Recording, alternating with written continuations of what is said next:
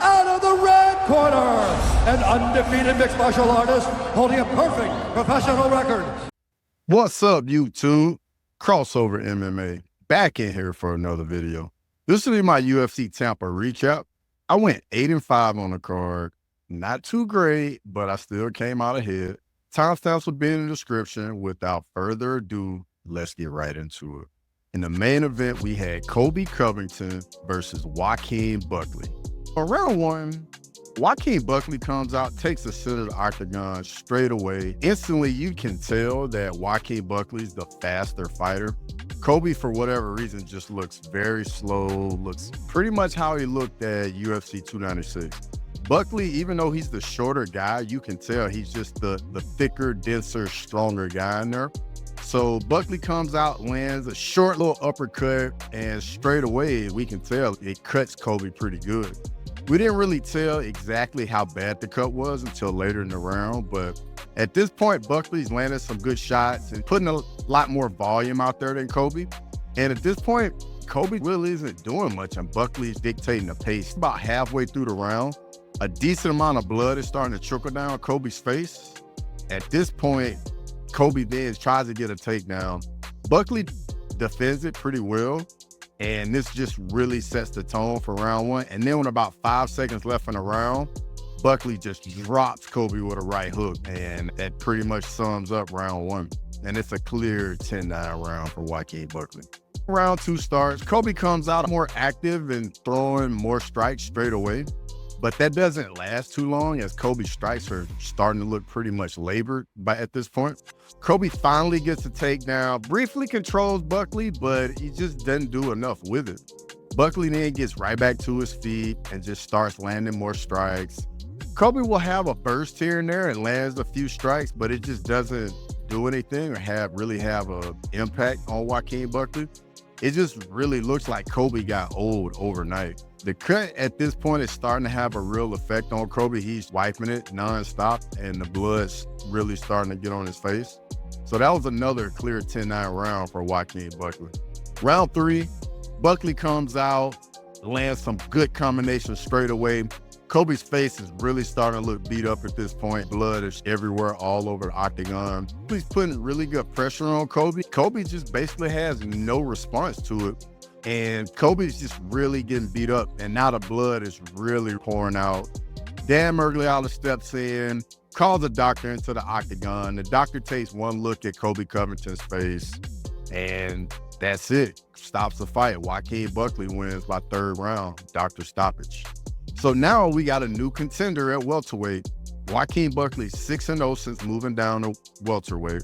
Now he has a top 5 win on his resume. In my opinion, he's ready for a #1 contender fight. I think his athleticism, the strength, and just his overall physicality is going to give anyone problems in the welterweight division.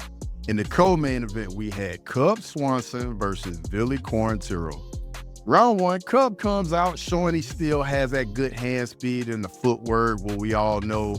Billy Q, pretty much early, is just having a tough time catching up to Cub Swanson. Just can't seem to find him. Cub is just one step faster. It's beating Billy Q to the punch. Cub starts unloading on Billy Q. Billy Q is just eating all of these shots. I don't know how he's managing to do it and just surviving. And it literally is just shot after shot. But Billy Q is just like a zombie out there walking forward and just eating them and trying to survive. Swanson really can't miss. He was connecting on like 60% of his strikes. Billy Q's success in round one really was just the leg kicks. This round was really a masterclass for Cub Swanson. The total strikes are close, but Cub Swanson's strikes are just having a more impact, and it's not even close. This is a clear 10-9 round for Cub Swanson. Round two, Billy Q comes out and he gets right on that pressure, exactly what he needs to do. Both guys are exchanging in the pocket, but this is when Billy Q starts having some success. Cub lands a couple of big shots to back Billy off, but Billy's right back in his face. And this is what gets Billy Q back into the fight, in my opinion. Cub isn't backing down and firing back counters, but Billy Q's just getting the better of these exchanges. Cub Swanson's strikes just don't have the same type of pop on them as they did in the first round. Cub turns it up at the end of the round and lands a nice flurry. But I gave the second round to Billy Q. So I got it 1-1 going into the third. Round 3 starts. They come back out, exchanging in the middle. Both guys are landing. Cub then lands a beautiful left hook, right straight combination, and it lands clean on Billy Q's chin, knocking him out cold. And it's a walk-off KO for Cub Swanson. It's just absolutely beautiful. This fight was a lot of fun while it lasted. Both guys had their success, but ultimately Cub Swanson gets the devastating victory. In the featured fight, we had Manel Kape versus Bruno Silva. In round 1, Manel Kape comes out, takes the center of the octagon straight away. Using his feints, you can see his hand and foot speed right off the rip.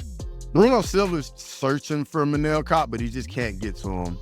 He's not landing much on Manel Kape, and Bruno Silva's a step behind. And this is a clear 10-9 round for Manel Kape. It was really just a masterclass all the way around. Round 2, Manel Kape comes out, lands combination after combination. Silva is just really not landing much again. At this point, Bruno Silva lands a couple of low blows. In my opinion, that's really the only way he can slow down Manel Kape.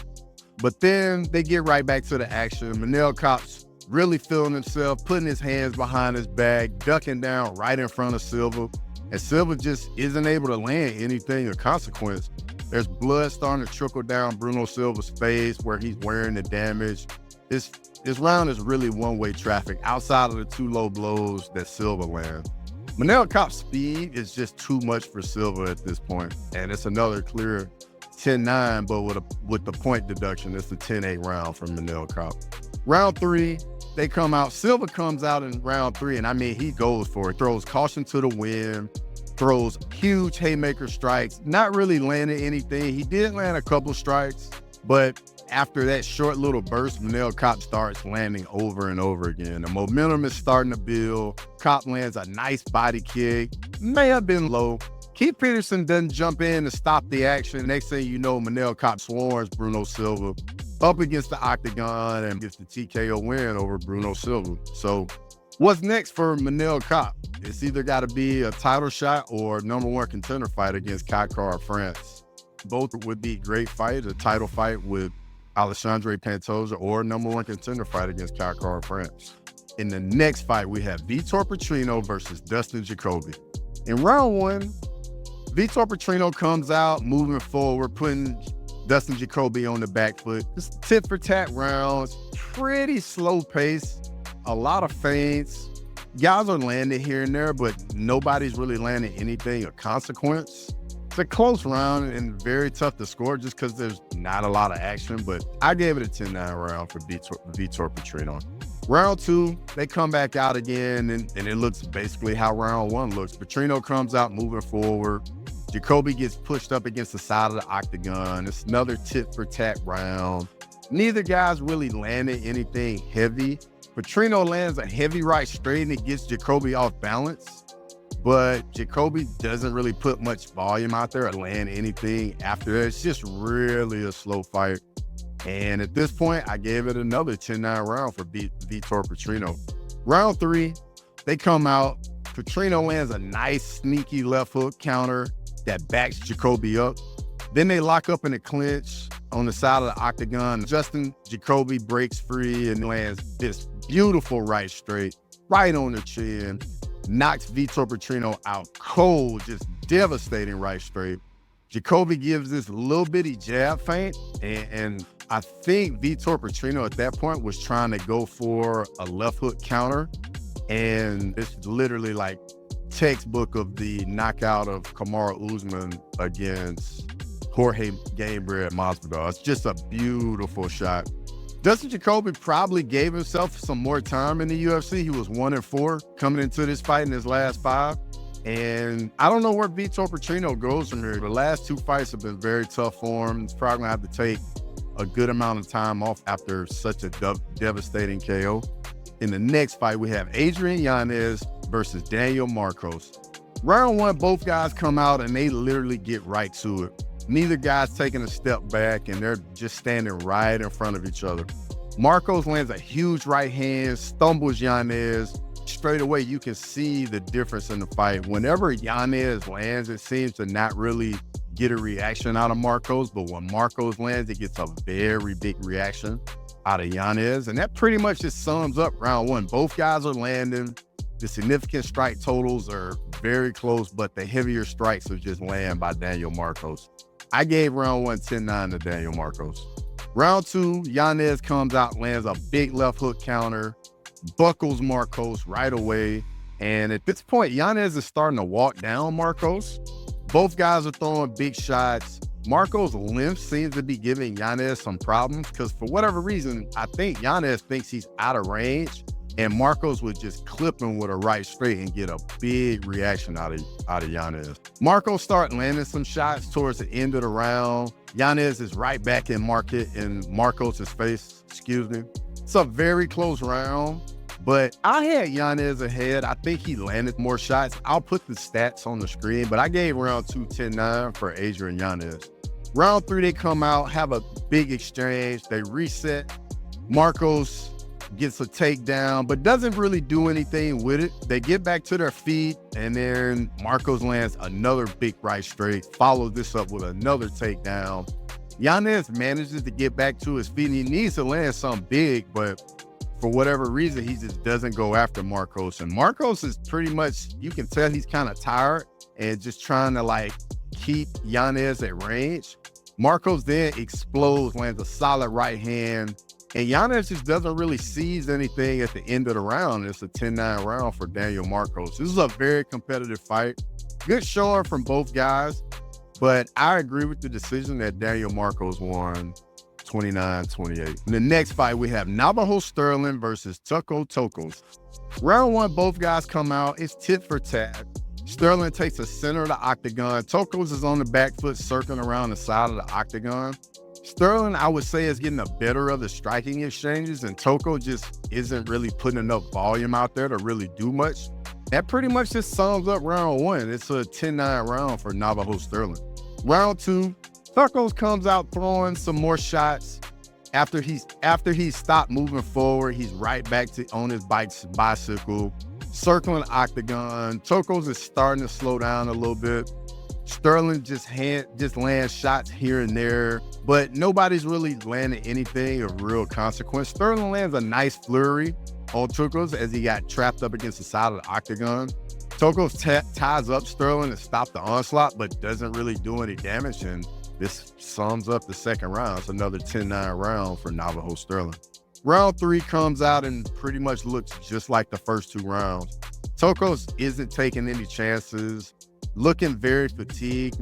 He just wants to survive to the end of the fight.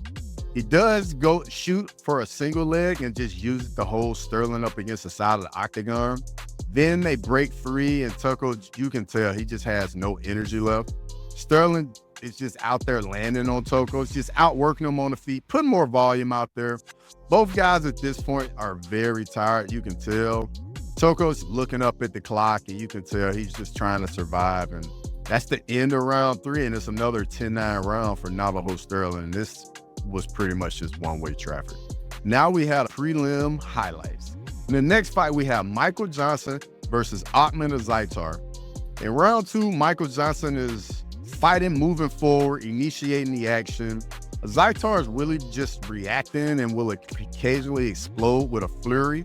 Then the next thing you know is blitzes forward.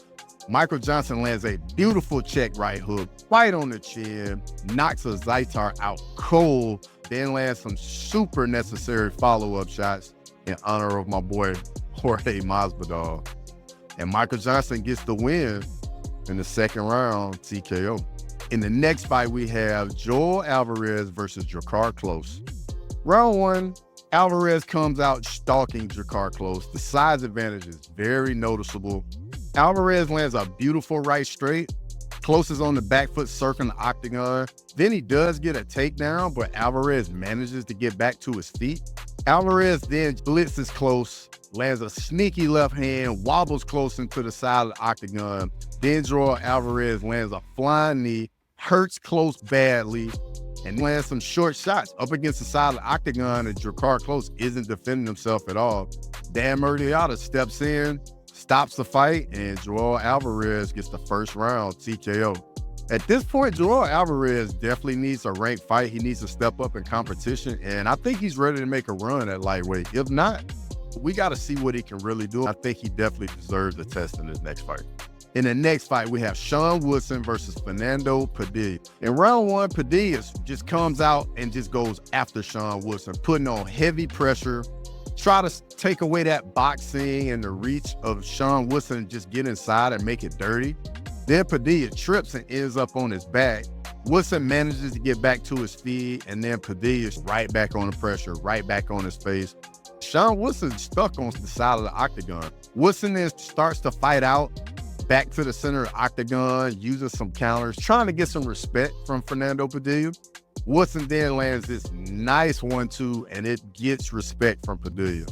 Woodson showing his really crisp boxing, and Padilla is eating some clean shots, just moving forward, walking through it, which is wild.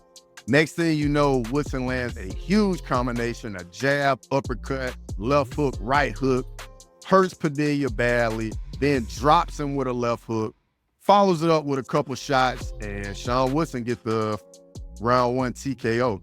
If you made it this far in the video, I really appreciate it. Let me know what you think in the comments, what you thought about the card as a whole, what surprised you. Questions, comments, feedback, it's always appreciated. And as always, until next time.